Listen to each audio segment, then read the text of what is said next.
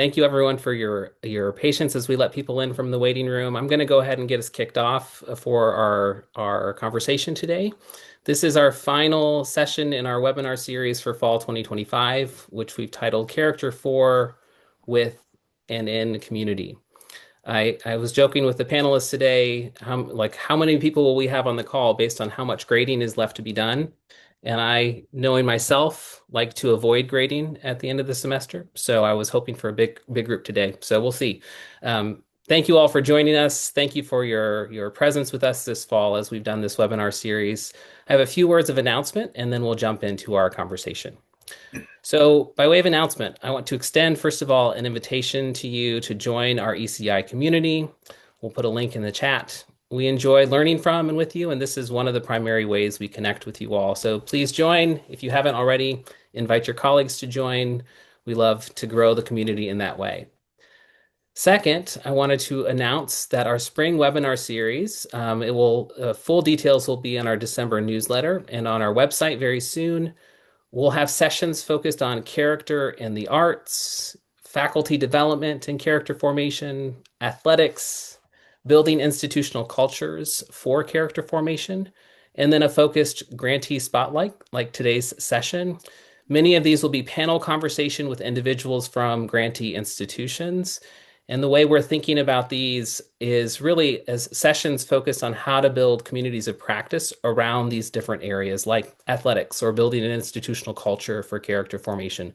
So we look forward to hearing from our panelists and to engaging with those folks as we go throughout the spring semester. Third, and the final announcement for today, just wanted to remind you all, if you haven't been with us this fall on webinars, that our RFP for 2026 is live. You can insert a link. There's a link in the chat again, and our next grant information session is on Friday of this week, December the 12th. Please sign up for that if you are interested in institutional impact grants for 2026. If you have colleagues who are interested in that, please direct that to them as well. Now I wanted to turn our attention to today's panel discussion. Our grantee spotlight today focuses on faith-based institutions and the work they're doing to form character for the common good. We've invited PIs from grants at George Fox University, Hope College, Seattle Pacific University, and Whitworth University to share a bit more about the work they're doing on their campuses. And we've asked them to talk a little bit about a convening that they organized focused on the unique affordances and challenges of forming character for the common good at faith-based institutions. We're hoping that this convening will be a first step towards forming a community of practice for faith-based institutions and character formation. So we'll begin with about 25 minutes of conversation with our panelists, then we'll transition into a space for open conversation and questions from the audience. Without further delay, I'd like to invite them into our conversations. So before we get to the heart of the questions, rather than me reading your bios and talking about you all, I'd love to ask each panelist to tell us a little bit about yourself, your role at your institution and your institution students, what's happening at your institution. You can talk about your disciplinary training, what sort of part of the campus you're in. Are you faculty, admin, student affairs, that sort of stuff? Who else is on your team at your university?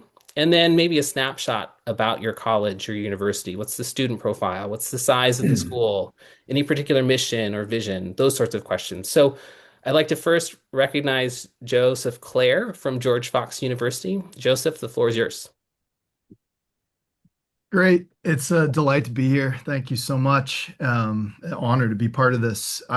Joseph Clair, George Fox University. I'm the Associate Provost for Honors and Humanities, as well as the Chief Mission Integration Officer. My area is religion and ethics and politics and scholarly worlds. And I've been here, this is my 13th year. And George Fox comes out of the evangelical Quaker heritage. It's outside Portland, Oregon. It's now the largest private university in the state of Oregon, about 2,500 undergrads and 2,000 grad students. And part of the model here has always been a faith-based community of educators, but a very hospitable open door to any student who wants to be a part of the heritage. And that has very much framed how we've gone about our approach through the program for leadership and formation, which is our institutional impact grant, kind of a sponsor on campus. I'll talk more about that, but there's ways in which spiritual formation and character formation provide different lenses for students to access the formation that is on our campus, coming from lots of different backgrounds themselves. We in the grants made possible the leadership and formation team with my colleague Travis Piquel, who also teaches ethics here, has been co-programming with me, and we were able to hire a research associate to get after our assessment around character formation, and ended up hiring an internal person who teaches in our educational psychology department and brings a wealth of experience. So that's been a delight, and another faculty person to help us oversee our first year experience project that we're working on. So I'll talk more about that when we talk about the details, but it's great to be here. Wonderful. Thank you, Joseph. Daryl, you're up next.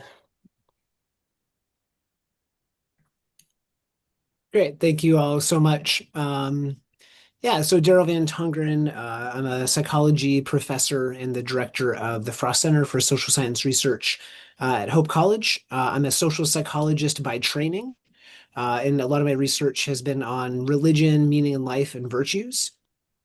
And so I'm at Hope College, which is an all undergraduate institution in Michigan, right near Lake Michigan. We have 3,200 students in our liberal arts college. We are vibrantly Christian. We have a big tent for what it means to be kind of collected under the historic Christian faith. Yet we make no requirements of our students to affirm any faith tradition. And so while faculty do affirm the Christian and global mission of the college, we don't require that of our students. And I'm working collaboratively with a co-PI, Nicole Duntman, who is in student affairs. And then our team is also comprised of a nucleus of a character hub director, Chad Carlson, and then a steering committee that includes faculty members, including Angela Carpenter, Chris Turlington, and Deb Van Dynen, as well as staff members, Ellen Awad and Kristen Carter. So excited to share a little bit more later about what we're doing at Hope. Wonderful. Thank you. Thane, Seattle Pacific. Yeah, greetings, friends. My name is Thane Erickson. I'm a clinical psychology professor at Seattle Pacific University. And I'm interested in the kind of the intersection of personality psychology and clinical psychology. So what I bring is kind of thinking about traits, like human traits, and as all kinds of traits, including virtue and character-related traits, but also thinking about it from like an intervention science perspective. How do we think about character as something that we do and think and be and feel? My collaborators are Brittany Towson, who's a social psychologist, and then Crystal Jalalian-Chirsky, who's in education. SPU it's a small private urban university in Seattle. I think right now we're a little bit under 2,000. So we're small, have mostly undergraduate programs, but have some graduate programs as well. I work heavily in an APA accredited clinical psych program. I think what's interesting about our student body is that it's open as well. I'd say 50 to 70% of our students identify as Christian, but from a pretty diverse set of backgrounds in terms of Protestant and Catholic and even Orthodox. We're the third most kind of racially and culturally diverse student body in the state, where we have, I think, upwards of 60-some percent BIPOC and first generation students, and that kind of keeps climbing. And so trying to figure out how do we best serve this student body is an important thing. There's a diverse range of faculty, kind of theological commitments. Their faculty are Christian, but from a variety of traditions. But our institution is affiliated with Free Methodist tradition, which is interesting for its historic focus on advocating for abolition, for women's roles in ministry, actually for free pews, like not charging people to go to church, which is hard to believe somebody did that at some point. But part of our mission is explicitly focused on competence and character. And this grant in part was sort of spurred by accreditors saying, hey, we can see what you're doing on competence. What are you actually doing to foster student character? And then a whole lot of conversation and coming out of that process. And I'm excited to tell you more about that. Wonderful. Thanks, Thane. Davey, Whitworth University. Yeah, glad to be here. I'm Davey Henreckson. I teach Christian ethics and philosophy here, and then direct something called the Weyerhaeuser Center for Christian Faith and Learning, and co-run our Call on Character grant funded by ECI with my colleague in philosophy, Nate King. Whitworth, like the other institutions represented here, is a small Christian liberal arts school. We have about 2,300 students, also open enrollment. So while faculty and staff actually write their own statement of Christian faith, students are not required to. We are grounded historically in the Reformed and evangelical tradition. We had a longstanding relationship with the Presbyterian Church of the United States. Our student body, I would say it's probably still a super majority of folks who identify as Christian, but even within that, of course, there's a lot of diversity, folks who are fully churched, maybe grew up going several times a week, to those who are questioning, doubting, maybe have left the faith. And so Whitworth is a space that I would characterize as a place where students feel safe to seek, to be curious, and to pursue what we in our founding charter going back 100 and some years, an education of mind and heart. So we are really trained on holistic formation for our student body, regardless of their own faith commitments. So, which is played out in really interesting ways in our programming from this grant, which I'm excited to talk about in a little bit. Wonderful. Why don't we stick with you, Davey, and just why don't you share a little bit about your grant, primary goals, primary activities, and maybe some of the stories that you'd like to share about where you're getting meaning from and value from the work that you're doing. Yeah, well, great. So like I said, our program is called Call in Character. And the idea is we're trying to get at both questions about ultimate meaning and vocation, as well as the good habits of mind and body that allow us to pursue that vision of the good life. And there, on this panel, as I think we'll see over the course of our conversation, there's a few different ways to kind of get at this. One would be a more top-down approach through, for instance, like a gen ed revision. Ours is focused more on a bottom-up approach or an organic approach, which is to say we have a few different programs that kind of start at the grassroots. The first one that's started from day one of the grant is our Call in Character Faculty Fellowship. So every year we have about a dozen faculty who come in for a year-long program of seminar discussions. We feed them lunch about every other week.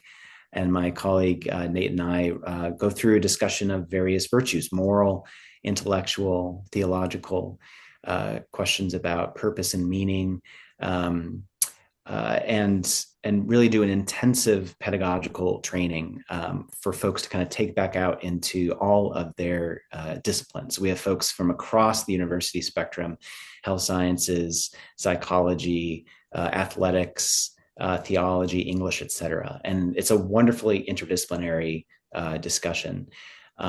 So again, the idea is that it's kind of emerging from the ground up. These are folks who are kind of exploring these questions in community together over good food and conversation. And then they take these lessons back into their classrooms and apply them as they see fit.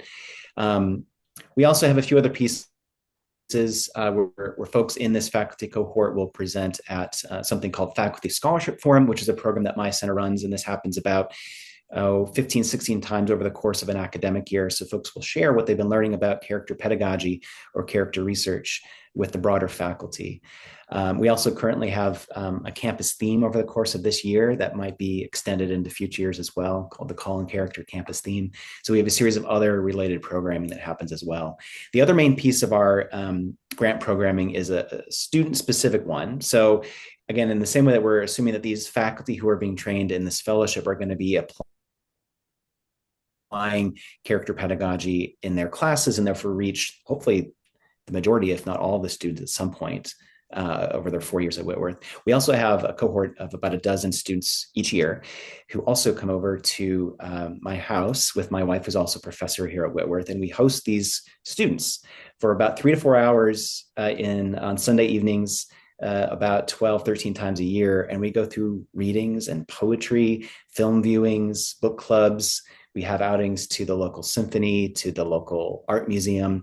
And we ask these students to interrogate their own sense of calling and purpose, but also the moral and spiritual character traits that we hope they can develop along the way. So again, it's kind of this mishmash of both faculty formation, student formation, and more systematic programming that we're trying to implement across the campus. Wonderful. Thane, why don't you go next? And Davey, I would love to join you for dinner and museums on a regular basis. I'll be there next week. Um, one of the main pieces of our project is again, kind of pedagogy focused, a faculty pedagogy workshop. Not quite as kind of sustained as many touches as the one you just heard about. This one is more of like a big beginning of the quarter, or actually we do it before the quarter, workshop with faculty, and then kind of debrief and do sort of another workshop at the end of the quarter. We've really targeted our general education professors, wanting to sort of hit as many students as possible in terms of having faculty that go through this, and then we're branching out to other faculty. And faculty are asked to revise a class through a lens that's kind of character formation focused. And what's interesting is we're assuming that faculty, people doing good work are already doing stuff that speaks to character formation, but we're asking faculty to sort of be more explicit about it in their thinking about it, as well as in the kind of the language and vocabulary they're using to help students and faculty have a shared kind of moral language around character formation as being important. Because we're not under the impression that we're going to radically change every part of students' character in a class or a quarter, but just even starting with kind of the language and the concepts we think will be useful. And we ask faculty to revise at least one assignment, but if not multiple assignments, and their syllabus in this class through what we call a matrix or grid, which is looking at the seven historic theological and cardinal virtues in the Christian tradition. But then also looking at 5 different what we're calling intervention modalities or strategies. And this comes from psychology. This is saying if you want to change human beings, we generally are either changing people's environments, what they're exposed to, which could include physical spaces or art or narratives or human exemplars. But they sort of changing people's environments, deliberately trying to change how people are thinking or cognition is the second one. The third one is trying to target or influence affect or body states. Which we find is actually kind of underemphasized in this world a little bit. The fourth one is trying to target action or behavior change directly. And then the last one is changing interventions or consequences, which can be both rewards and punishments and rewards, but also just activating people's intrinsic motivation in terms of what's meaningful to them. So we're asking faculty to sort of think through what they're doing through that lens. We're also doing some research initiatives. We developed a new measure of these 7 virtues. We developed a measure of campus character climate as like how do students perceive their like ecological character environment around them. We're also looking at virtues in daily life as states as opposed to just traits. And then the last piece I'd mentioned is doing some co-curricular work, just trying to sort of influence the ecology around us in some kind of one-off experiences. And so we have something called a Character to Compete course for athletes, where we've partnered with D'Anthony Smith, who's a former NFL Seahawk, who's also a master's level counselor and really passionate about character formation. And so this is for some of our athletes to go through. We're piloting that. We hosted a World Relief home-to-home immersive experience focused on refugee experiences in the last year, and getting to sort of have students and faculty and staff and president's cabinet go through that. We've collaborated with our business department, doing the Leading with Character program as part of the Oxford Character Project, and that culminated in a group of student leaders doing this 5-week program, and then having Ed Brooks, one of the developers of it, come for a British high tea, which was a little bit on the nose, but he thought it was cute and liked it, and so students enjoyed that as well. And then lastly, we recently hosted a kind of a disability and arts focused event, which was a Black visually impaired artist whose work focuses on, he talks about it in terms of virtues of courage and justice and hope and faith. So that's the kind of the third piece. So I think we're doing a range of things, and then as we'll talk about challenges, trying to figure out how you can't do everything. So trying to figure out which parts to invest more and less in. So thank you. Wonderful. Daryl. Great. Yeah. So I was fortunate, we feel like at Hope we've been kind of doing some of these things for a fair amount of time. And so we established years ago these virtues of public discourse that really bracket how we engage in difficult conversations, especially among ideological divides. And so we thought, okay, well, we have, this is in the culture, this is in the ethos. And we had also, about 5 years ago, launched a new initiative here at Hope College called Hope Forward, which was a fully funded tuition model in which students attend hope, but they pay no tuition, and instead they just commit to engaging in a philanthropic relationship with the college moving forward. And that was really centered on generosity and gratitude. And so when we saw this opportunity for an institutional impact award to come up, we thought, well, what if we could infuse some of what's going on in Hope Forward with the cultural ethos of these virtues of public discourse that we're already excited about, and see if we could really make changes in gratitude and generosity. And so our grant, we've named it here Character Forward, to try to really foreground the work that we're doing and catalyze work on character development. And so really we have kind of like five main buckets of programmatic efforts that we're trying to make. So the first thing we did is we established a character hub through which all of these efforts are going to be organized across campus, because it's easy to have just a lot of disparate efforts that don't really get organized, or people don't really know where to go. And so we organized a character hub, we appointed a character hub director, and we formalized a steering committee with faculty representatives from each of our different divisions and then staff liaisons. Second thing we did is we funded and we're funding 10 what we think is pretty sizable research grants. And it's amazing what faculty are interested in researching when you offer them money. And so there's a lot of excitement around these research grants. And so we had so much excitement the first year, we actually funded more than we anticipated, which is all very good. A third thing that we're doing is we're offering course revisions or design grants to either just kind of revision a course to include character and virtue development, or to create a new course on these. And then there was so much excitement around these course revision grants that each of these awardees have now kind of come together to form a community of practice of teaching fellows. And so these teaching fellows are now meeting monthly to talk about, well, what is it like to infuse character into your pedagogy and into your courses? The fourth thing we're doing is really just focusing on programming for students, just far and wide, whether that's Greek life, academics, student affairs, chapel, any place that students can hear about and kind of receive information about how to make character development just kind of a normal part of student life. We're really funding and getting behind. And then the last thing we wanted, the last bucket is we want to give this all away. And so in the spirit of gratitude and generosity, we're near kind of the end of the grant, we're going to create an online library of resources of everything that we've developed. So basically every syllabus we've developed, every research paper that's come out of this, every kind of anything that we can provide that can be a library of resources to others, we just want to open that up. And then we're very interested in having conversations with both other faith-based institutions, but also non-faith-based institutions that would be interested in doing this type of work. We'd love to serve as a bridge, as a conversation partner to you to carry this work moving forward. Great. Joe, why don't you wrap up this part of the stuff talking about what you all are doing, and then I'm going to take it away from a single person by person approach and just ask you all to talk about the challenges and messiness. So Joe, why don't you start with Okay. the next part? Yeah, we'll get to everybody wants the challenges and the messiness. Q&A. There's not enough challenges and messiness in higher ed, so let's talk about it.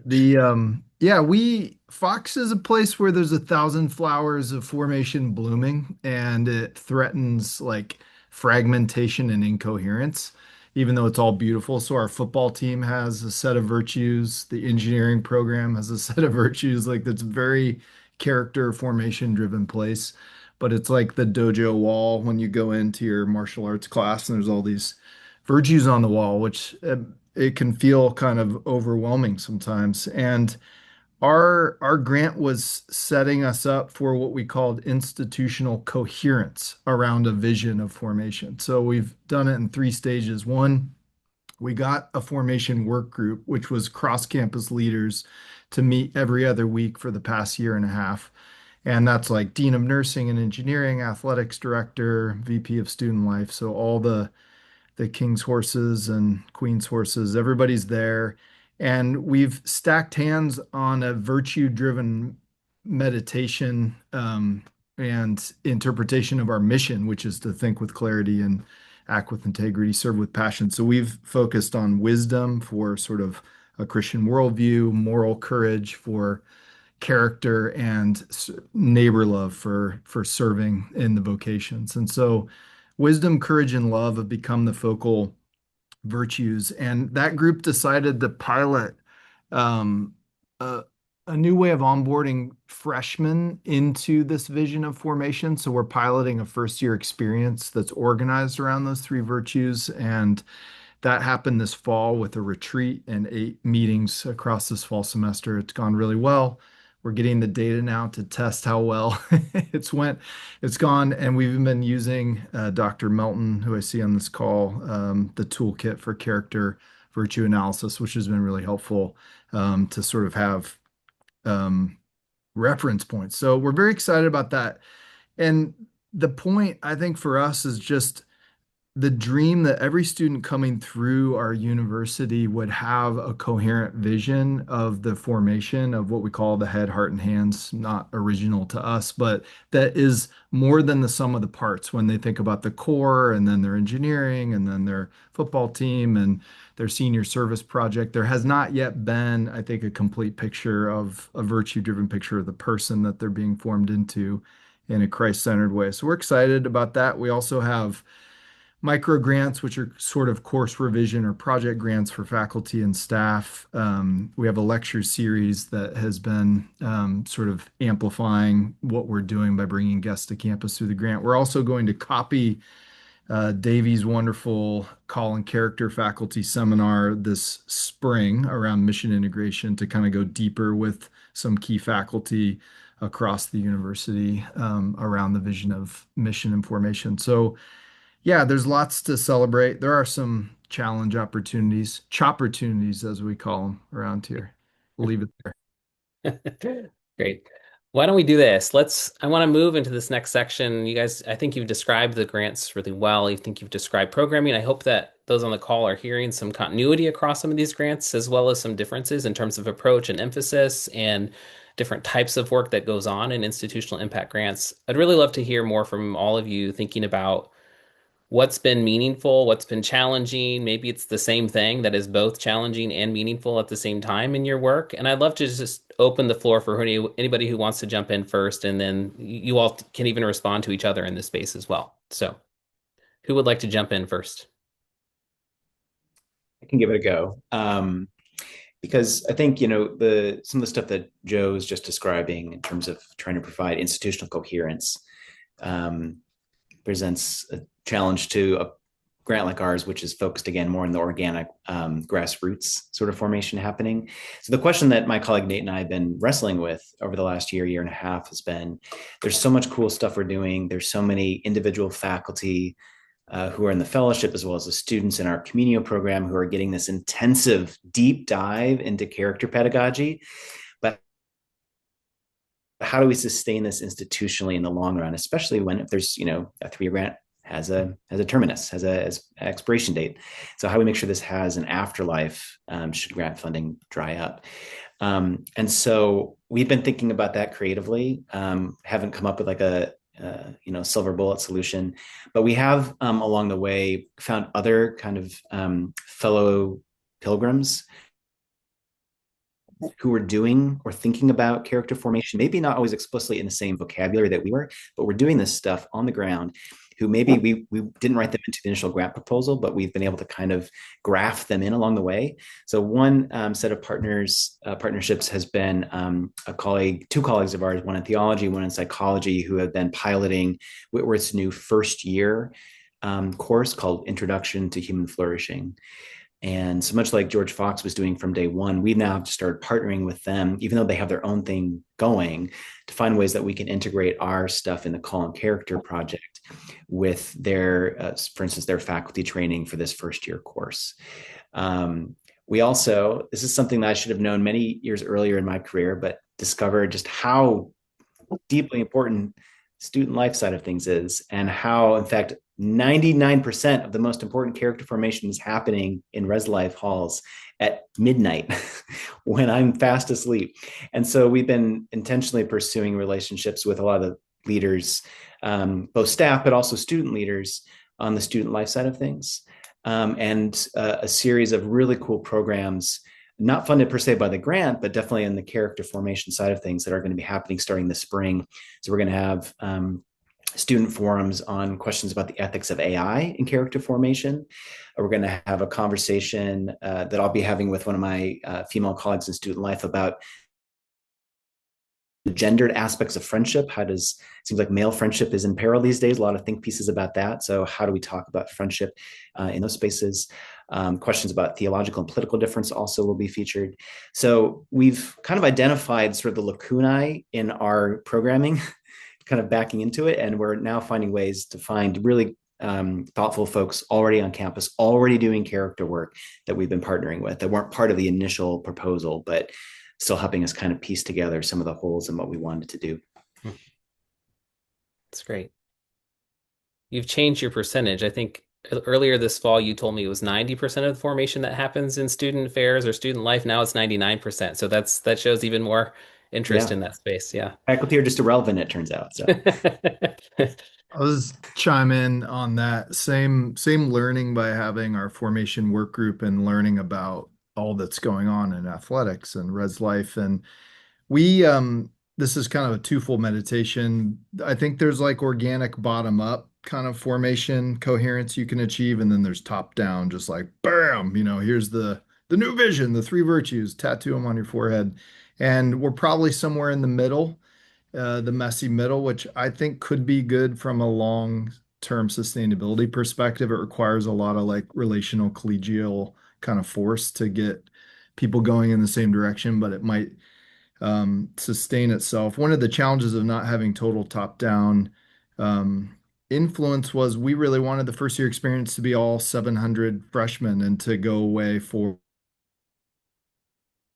life camps nearby we could use. And we wanted a 3-credit welcome to college kind of, we're just like, we're going for shooting for the stars, and then ended up with a 1-credit pilot, 100 students. You've heard this story before. And in the long run, as we all know, with obligatory required first year seminars, they can have their own kind of aftertaste for students and reputations. And so we're trying to go a more organic way. So one win from this is the pilot with 100 this fall has gone well enough. And through the formation work group, we're going to go bigger next year through 2 residence halls. So 2 dorms are going to be devoted as character dorms. All those students will be in this first year experience retreat and 8-week seminar, and then continue throughout the year together. So I see that as a win, and we'll put Davey's intuition about how formative student life and res life is to the test. I think that there's a sense in which I think for many of us here at Fox, I imagine this is the same for others, that the mission of our colleges historically has been around formation and has included character formation, and the marginal financial, demographic challenges of higher ed have people very thin trying to sort of sustain through a time. I think that's just a given challenge, because even with grants and supplemental resources, it feels like more on top of more. And so I think finding ways to allow what we're doing to feel invitational and hospitable, even celebratory and life-giving, I think has been something we've tried to lean into as well.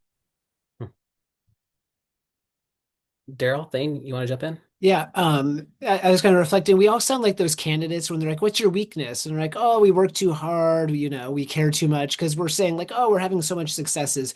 Um, but I agree, and in a way like that, there is a bit of, and we're experiencing the same thing. Everybody wants to be a part of this, and that's so exciting. And I think I won't rehash. We share some of the similar types of like, how do we make sure we have coherence, and how do we make sure that we're kind of having a singular approach.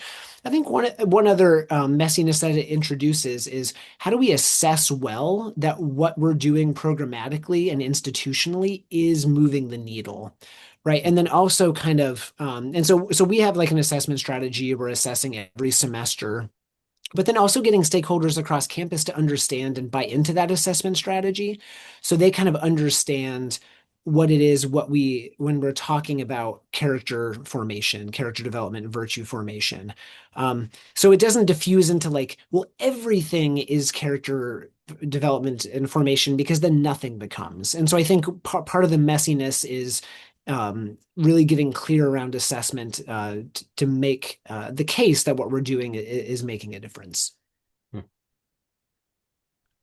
Yeah, and I would completely agree with that into the assessment piece because I think there's a whole history of medical, psychological, educational interventions that are so well intended, but then probably don't do a whole lot and all the energy that goes into it. And so, and just to be honest about some of our failures, I mean, right now we're looking at our data from our workshops, and it's interesting because the question is, what are you looking at? Faculty perspectives? Are you looking at students? Like kind of their sense of the experience? Are you looking at their actual trait change? And even if you measure trait change, like, if this is self-reported and what do you get? But like what we're finding that students are increasing over time in some of these self-reported virtues, but that it's hard to know what to compare that to because it's true in essentially on average. And then if we say like, well, let's look at the people that go through like the faculty that are trained this way and their students, I mean, what are the likelihoods that that's going to all trickle down equally when different faculty are integrating virtues in different ways and like focus this person's focusing on courage, this person's focusing on hope, and so there's just interesting challenges there. And I think about like from an intervention standpoint, if we compare an active treatment to treatment as usual, this is how you talk about it in like medical trials.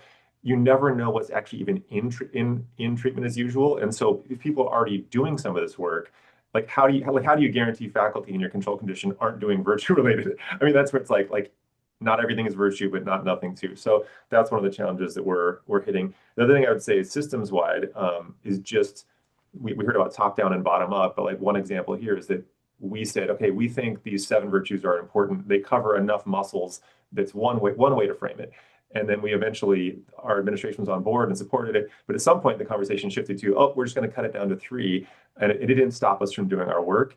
But the practical consideration was like, oh, if you say you're going to assess 7, then you're beholden to accreditors to actually do 7. 3 is easier than 7, and also, by the way, 3 is easier to market and it's snappier, and than whatever the magic number is. So those are interesting, like practical realities, like against the idealistic sort of side. The flip side is, like for me, what's most meaningful is when you see students or faculty or staff get intrinsic motivation and meaning out of it. So and maybe we'll talk about examples of that, but to me, that's the part, like when you see the uptake where people get it and it energizes their work, whether they're doing time management or athletics or calculus or whatever, when they sort of see that there's a bigger meaning to this in terms of their like life narrative and their values, like that's the part that's really mean, or in terms of their faith narrative as well. So thanks.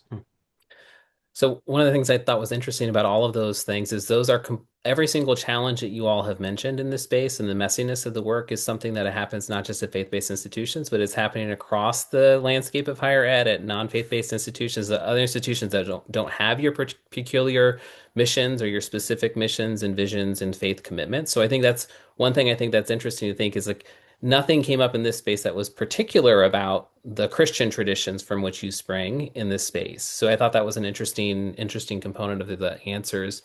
I do want to pivot just so that we can open the floor to questions from the group. And I just want to talk a little bit about your convening, because that convening really was centered around the question of what does it mean to do character formation in distinctively faith-based institutions? And more broadly, how do Christian institutions of this sort foster dialogue or pursue genuine Christian formation that's open and inclusive of difference, that promotes other-centeredness and a commitment to the common good in light of the reality of pluralism? And so I'm wondering if you could speak a little bit more to the convening and the sort of like, what does it mean really to do Christian character formation in a way that is open towards dialogue, open towards bridging across differences, especially these sorts of differences that tend to separate our institutions like this. I'll just let that be open and let any one of you jump in to start.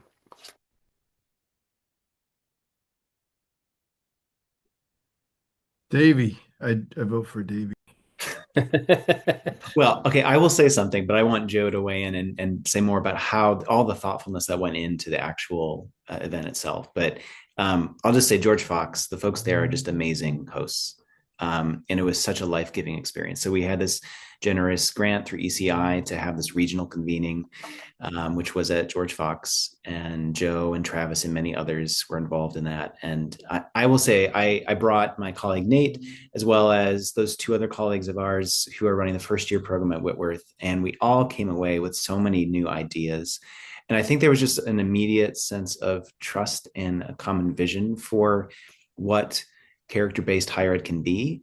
All of us are coming from faith-based institutions that I believe, correct me if I'm wrong, but we all have open enrollment, which is to say we have a pluralistic student body with faculty and staff who also have, or while they're Christian, have very ecumenical commitments kind of all over the map. And so I think we all entered this space with, both a desire to bring our faith commitments seriously into how we teach and how we structure our institutions, but also have a deep desire to make sure that what we are doing and how we are forming our students in our campus community is being done for the common good, for those who do not share our specific denominational or even faith commitments. And I think that what was kind of modeled by George Fox's own hospitality and the meals and the beautiful spaces that we were able to kind of gather together, the farm to table dinner that we had together, it was just modeling this sort of like, everybody's welcome at the table. You're all here. You all bring something distinctive, and we're going to do this in a way that kind of creates a community of practice and friendships that hopefully will persist long after the grant and its funding have expired. Yeah, just to chime in, it was an honor to be able to facilitate that. Our four institutions kind of pre-circulated short white papers of what we're up to. And that I think just learning from each other in the sessions, tons of open conversation, open space to hear from other institutions who are on this call, a sharing of ideas, lots of blank space sessions to be like, what's top of mind? What's the central challenge? And I think all of our institutions are wrestling with those same knots of how do you be a very committed, Christ-centered place that's super hospitable and charitable? How do you become formed in the tradition, but also seeking lives that serve the common good in a very divided and divisive time?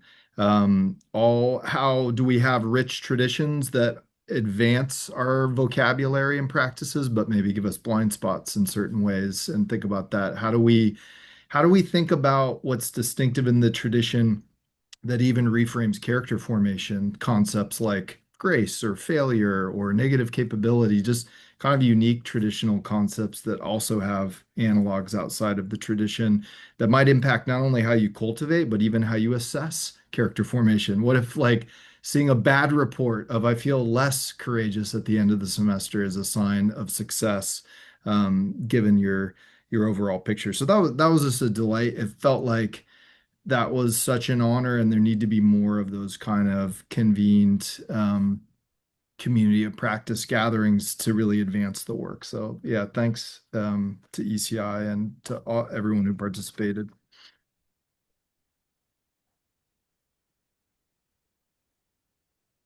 Daryl or Thane, you want to chime in? Does anybody want to chime in on the question of like what does this really mean for like fostering dialogue, and what does it really mean to like what does that look like? Can you guys give us some sort of concrete ideas about what that might look like in your spaces? Well, I'll just mention something really briefly, which is I feel like a lot of places where I meet, outside, traveling, going to conferences, it tends to be really discipline focused or like people that have the same methods.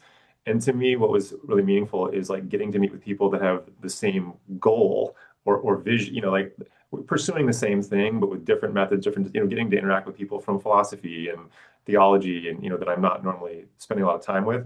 And then I think to the embodied part of it is because we didn't just sit and discuss. I mean, we were doing meals together, but even like George Fox invited us to go to their chapel and for people to worship together or look at their art, their material, their liturgy, and just to do some of these embodied practices together.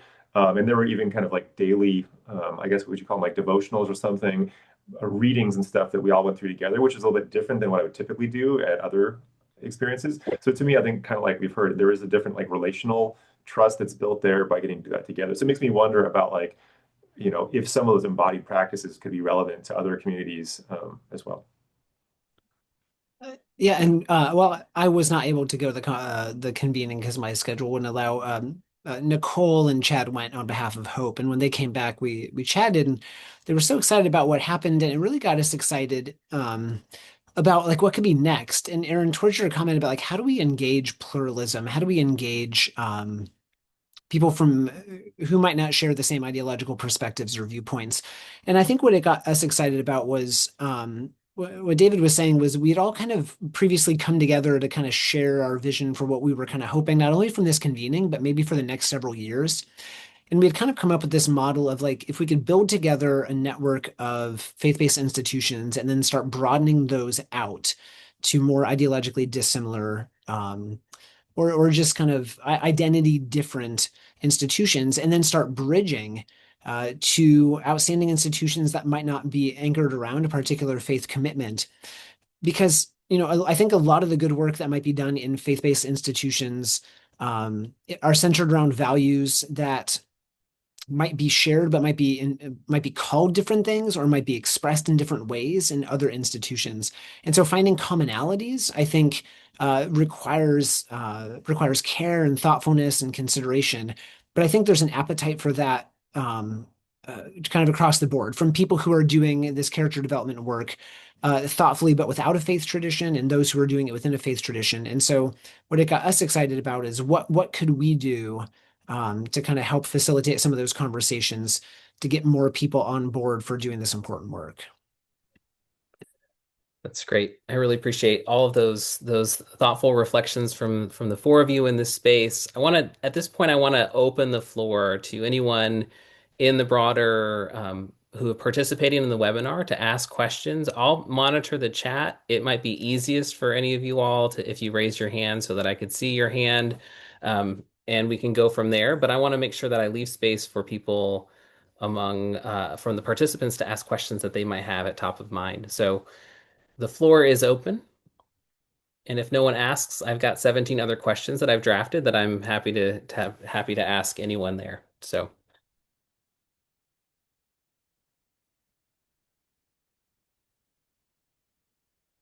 you can also unmute and ask the question yourself if you'd like to do it that way.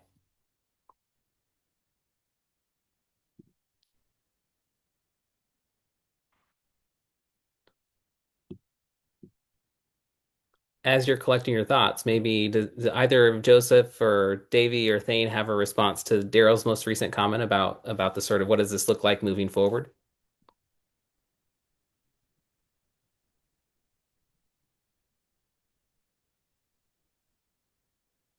I think in addition, there just needs to be more of this. I don't think communities of practice need to be exclusive, and faith-based doesn't need to be a warrant for kind of tribalism, but I think you can have detailed conversations. I think one of the benefits of this might be the communities that form through the ECI community as it relates to broader networks of colleges and universities that we're all a part of. I think that there would be a lot of like collaborative work among some of the Christian college and university networks that have want to stack hands on formation in new ways. So I think there's just like an injection of life into the multidisciplinary, I think to Thane's point, but even multi-institutional like aspect. Like we had leaders from advancement and the provost's office, and those conversations are just extremely hard to have happen at your usual academic conferences. So this feels like a really important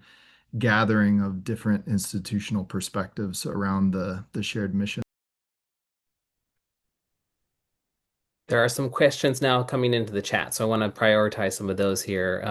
One question I got directly to me that's not in the general chat, it has to do with like, were there things that were offered as potential ways to do this work at your own from your various respective institutions that wouldn't work at your other institutions? So like interested in sort of like there might be lots of things that are shared and easy to do or apply across institutional contexts, but there might be other things that aren't as easy to apply, and I'm wondering if anything like that came up.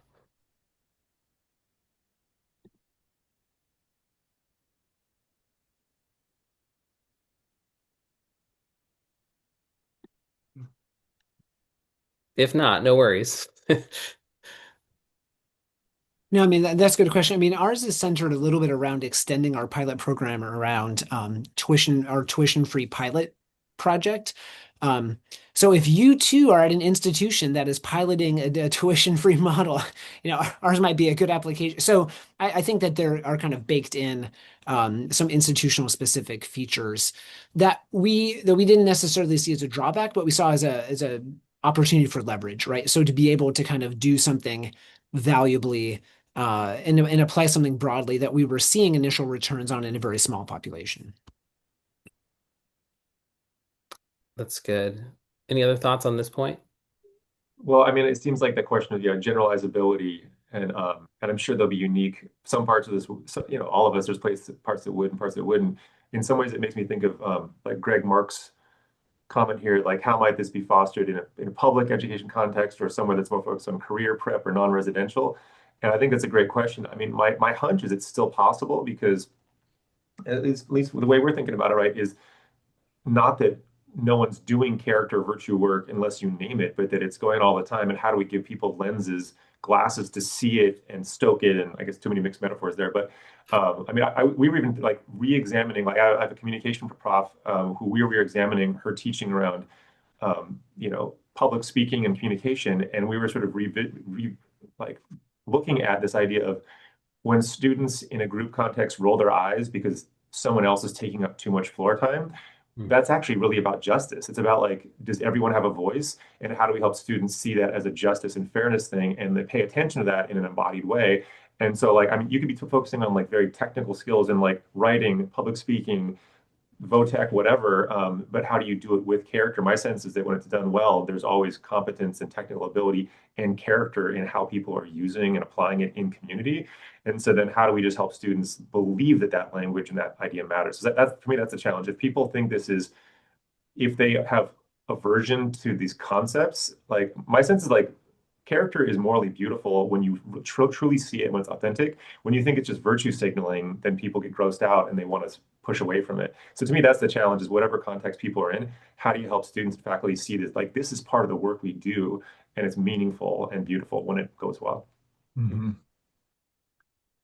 I might just chime in briefly too on Greg Mark's and the vocational question in public context. I actually think part of what has been most helpful for us, even though we're a faith-based residential, largely campus, it is a career-minded student population, like big time in terms of like engineering and nursing, make up for 30% of our student body or 40%. And so I think having a formation or character-driven framework that includes vocation, that includes career and professional aspiration, that immediately loops back into the questions of being and becoming and forming character and thinking. And don't forget the intellectual call of the university to be formed and to think in certain ways or to reflect. And so I think that actually has been not just true for our students having the kind of head, heart, and hands framework, but even for the faculty development. We have an increasing number of faculty for whom they're coming out of careers in healthcare administration or healthcare into positions here and themselves want to go on a formation journey that actually gives a formative picture of head, heart, and hands as they're here. So I think I would say that the vocation word is really an important one to connect with character in a way that's like true to your institutional DNA. I want to see, because go ahead, Davey. Go ahead. I was going to piggyback on that and actually loop in Charlotte's question in the chat because she was asking like what specific talk of virtue of vocation is getting traction with the faculty and the students. And I'm just going to say amen to both what Thane and Joe just said, but in our faculty fellowship, I was prepared for maybe there to be some resistance to language of virtue or even character because it can be loaded. It strikes some folks as pietistic or controlling or whatever. But I've found it to be the case, one, that most of my anxieties did not actually, there was no reason for them. The folks kind of warmed to these concepts pretty quickly. But also, I think one of the reasons why the idea of character is accessible is because good teachers just are already doing the work of character formation, whether that's morally or intellectually or in our context, spiritually. And so what we've been focusing on is not just telling faculty, you need all these new tools to use in your classroom, but rather let's sort of excavate and clarify what you're already doing really well. And let's give it names, let's give it a concept, let's give it a framework. And that provides a sort of coherence, much like Joe was talking about at George Fox, and institutional coherence. Like if you have a shared vocabulary or framework, it doesn't necessarily add new stuff into the culture, but it allows folks to kind of communicate and see each other and recognize each other's excellences in the classroom and other spaces.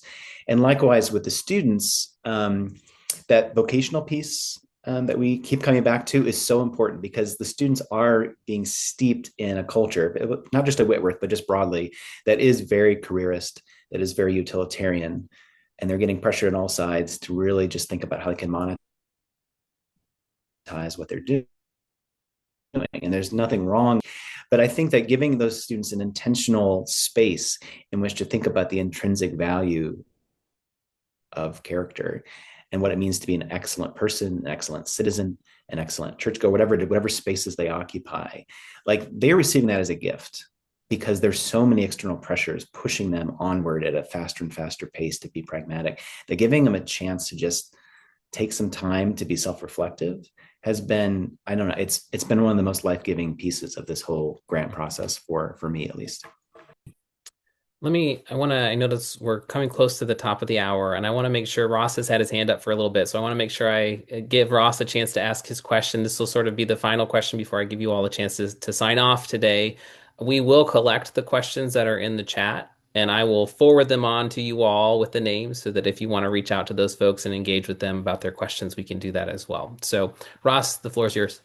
Perfect. Thanks. You can take this either as an opportunity to talk about challenges or opportunities. I was wondering if there were in any of your institutions, if there were either initiatives or language that got used that either, and again, take this in the direction you want to, either provoked greater challenges or sort of bifurcation between different interested parties. I'm thinking mostly of stakeholders like donors, parents, students, but even outside non-associated religious organizations, or that actually surprised you by uniting some groups that might not otherwise be united.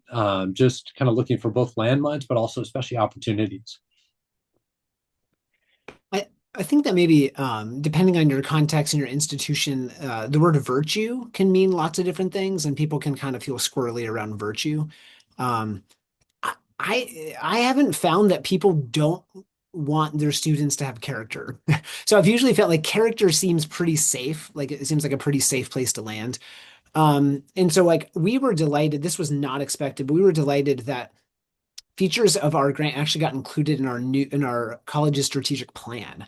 So our new 5-year strategic plan actually now includes cultivating generosity and gratitude, which was the focus of our grant. So we were so excited about that because there are lots of ways you can frame that people across ideological divides and political aisles would say generosity and gratitude are both things that I can get behind, and I could see a huge return on my investment if I want to support the college.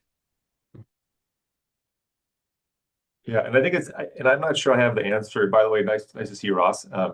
But that's one of my concerns is that, I mean, I get wary about how like any word can become a conditioned stimulus, like any term, like, because, language is culture. And so any word can be hot or it can be, people have a knee-jerk reaction to it.